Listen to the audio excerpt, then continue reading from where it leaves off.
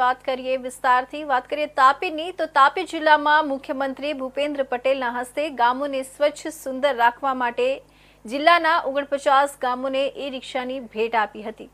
આજે આ ઈ રિક્ષા થકી ગ્રામ પંચાયત તેનો ઉપયોગ કરીને ગામને સ્વચ્છ રાખવામાં સહભાગી બની રહી છે। ગત 26મી જાન્યુઆરીએ રાજ્યના મુખ્યમંત્રીના હસ્તે ગ્રામીણ વિસ્તારોમાં ઘન કચરાના નિકાલને માટે 49 જેટલી ઈ રિક્ષાની ભેટ 49 ગ્રામ પંચાયતોને આપી હતી। આજે ઈ રિક્ષા થકી ગ્રામ પંચાયતો ગામનો સૂકો અને ભીનો કચરો એકત્રિત કરી ગામને સ્વચ્છ અને રળિયામણું રાખવા માટે કટિબદ્ધ થઈ કામગીરી કરી રહ્યું છે। રાજ્ય સરકારની ઈ રિક્ષા રૂપી ભેટ 49 જેટલા ગામોને મળતા ગામ સ્વચ્છ સુંદર બનતા ગામવાસીઓ સરકારનો આભાર વ્યક્ત કરી રહ્યા છે।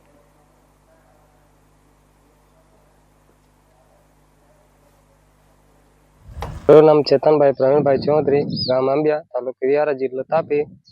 જ્યારથી ઈ રિક્ષા અમારા ગામમાં ફરે છે ત્યારથી અમારા ઘરની આજુબાજુ કે ફળિયામાં કે ગામમાં જ્યાં જ્યાં પ્લાસ્ટિકનો રહેતો હતો તે હવે રહેતો નથી ને આખું ગામ સ્વચ્છ દેખાય। મારું નામ રેખાબેન અમિતભાઈ ચૌધરી, ગ્રામ પંચાયત આંબિયા, હાલમાં હું સરપંચ તરીકે ફરજ બજાવું છું। સ્વચ્છ ભારત મિશન અંતર્ગત સરકારશ્રી તરફથી જે ઈ રિક્ષા ટેમ્પો અમને ઘન કચરા પ્લાસ્ટિક માટે મળેલ છે, તો દર માસે અમે 2 દિવસ કચરો અલગ અલગ ફળિયામાં ફરીને એકત્રિત કરીએ છીએ। જે પ્લાસ્ટિક ઘન કચરો છે એ અમે સેગ્રીગેશન શેડમાં લઈ જઈએ છીએ અને ભેગો કરીએ છીએ, જેથી અમારું ગામ પ્લાસ્ટિક મુક્ત રહે। તો એ રિક્ષા ટેમ્પો અમને જે મળેલ છે એ ખૂબ જ ઉપયોગી થાય છે પ્લાસ્ટિક મુક્ત ગામ બનાવવા માટે। જો અમે દર 1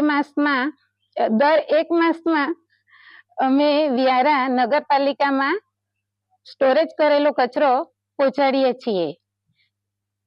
તે બદલ અમને આ ઈ રિક્ષા ખૂબ જ ઉપયોગી થાય છે અને સમય પણ બગડતો નથી। તે બદલ સરકારશ્રીનો